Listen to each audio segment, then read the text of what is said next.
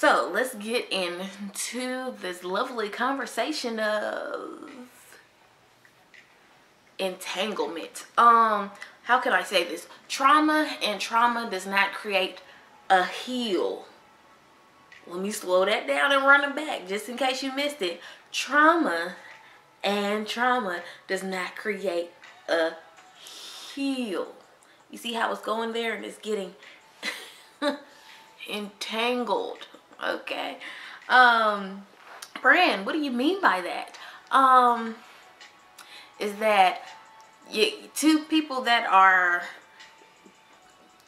dealing with trauma and feeding into that trauma cannot heal themselves, because the reason why you're attracted to the other person is because they're bleeding. It's like, I don't know, it's got like monsters or some junk, like on Harry Potter, and it was that girl Luna, and she could see some junk, and I think Harry could see some junk, and that's because they suffered like some type of trauma, so they could see certain stuff that others can't. Bleeders can see other bleeders.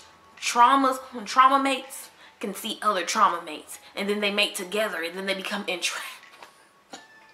They become entangled into this thing that's is hard to build on, because it's there out of pain. Because pain is just so much easier to obtain than love, just because pain is not something that can only be distributed from God or whatever name you have for your divine entity, but it's something that can be in close proximity.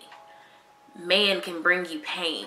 Man is in mankind, you know what I'm saying? But I'm a woman. But man can bring you pain. It's in close proximity. It's something that is tangible. You can see man. You can touch man. Man be fiddling with things. So pain is just a default that people can build all types of relationships on, which is dangerous, but we do it. Why? Because bleeders see other bleeders, and then it becomes, oh, well, you're bleeding and I'm bleeding, so we can bleed together and it's gonna be cool.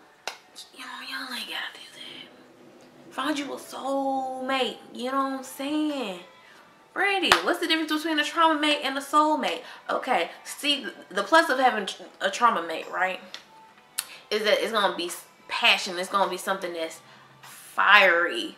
It's gonna be something that's probably full of all type of gaslighting and manipulation, which isn't a pro, it's a con. But if for the folks that be like, I want somebody to handle me, or you know what, I need a girl that's gonna keep me guessing, and you want somebody that gets jealous and a whole bunch of other stuff, that's not really, in my opinion, good attributes for you to just have in your circle regardless, because who you date and who your friends are says a lot about you. You know what I'm saying? Anyway, that's what trauma is. Trauma is like, the trauma mate section is like riding on a motorcycle with no helmet after it rains in the middle of the road. Like, we might just die. We might not, man. But it's all badass. And I'm so excited about it, because neither one of us is thinking soundly. So we can just do stuff and it be terrible together. But there's no accountability in the terribleness that is going on. Nobody is telling either or to stop, because it's fulfilling something. It's causing some type. It's like Novocaine, baby. It's like Novocaine, okay? Your pain is just being numbed by similar pain that you're familiar with. So then y'all ain't even out here. Y'all ain't out here really growing or building. It's because it's your trauma mates. So that's what you do. You kind of coast along. And nothing is built out of it. Because we can look at this red table talk. I ain't got no red table, okay? But I got a gold pillow and I got a Tupac picture. Hey, boo. And look at what happened with that. August I seen is like, I was in love and and Jada kind of downplayed the whole thing. Trauma mates, because at the end of the day, you never know if one is going to break out of that trauma and be enlightened, and then the other one stay in it, and then it's just a whole bunch of foolishness that's going on because of the trauma. On the other side of that is soulmates. This, which takes so much more work. It takes a lot of work to love yourself. it's constant. You have to be committed to loving yourself, finding new things about yourself, because yourself is changing. Some of us, our pre-quarantine self is not the same as our quarantine self, and that is okay. Learn to love yourself and be transparent with yourself for the betterment of you, not for the sake of finding a partner, but just because you just want to be good. You know what I'm saying? I think that the relationship you have with the divine, your God, your Allah, is way more important than whatever type of fickle relationship that you may create on this land. Whoop, I went over a ledge, but I'm about to come back because I ain't trying to talk that long. But that's what creates a soulmate. That love, that willingness to work on yourself, to try to be the best you, to figure out what does it take to be the best you. What do you want? What do you need? What do you like? And not a trauma mate, because love takes accountability. So I understand how hey, I used to be a trauma mate, okay? Manipulation, like that, okay? But not anymore, okay? I'm over here, accountability, like, hey, attitudes, not that great. You doing a lot, sis. Let's work on this. Let's meditate. Let's figure out what you need to do to take the edge off, so that you can develop into the person that God has created you to do, and then some.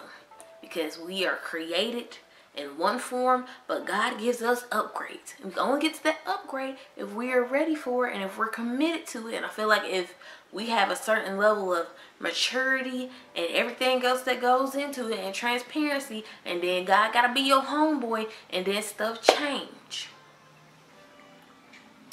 But I say all of this to say that don't be a trauma mate, and don't get entangled in some foolishness that doesn't produce any fruit. If you have a strawberry bush and you put vegetable oil on it for 60 days, it's gonna kill the bush. Okay, it's not gonna help the bush. And y'all get what I'm saying? Like being a trauma mate, it doesn't benefit anybody. So just try not to be one. Take some time for yourself. No one is going to love you better than you can love yourself. I feel like that's the goal. Like nobody on this earth is gonna rock with you and fool with you like God. But next to God is you. Love yourself. It should be God and then you on the scale of loving yourself. So please make sure that you are doing the work, so that you are loving yourself like you should be loved. Because you deserve to be loved in a way that is divine, in a way that is thoughtful, in a way that is passionate without the foolishness, in a way that's compassionate without the foolishness. And one way to do that is to love yourself. Figure out how you want to be loved. And then if you want to add a +1, you want to do that. And then if you want to get some more friends, you want to do that. And then if you want to get a pet, because people get pets and they turn into their trauma mate, and now you got a badass dog. Okay, again, I was on the ledge, going off. Don't mind me. Back to my point. Don't get entangled.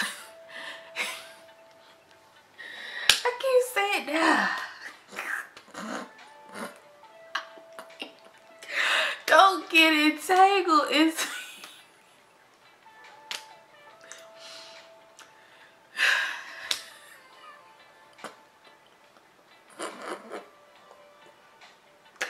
Don't get entangled in trauma. Jada, girl, you wild.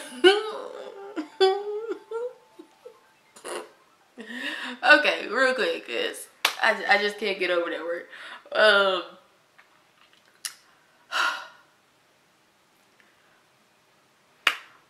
Hope y'all enjoy your weekend. Make sure to buy black and drink your water. Mind the business that is yours. Find some time to be humble and make sure you subscribe to my YouTube page. If you're watching this on Facebook or IG, the link will be in the bio.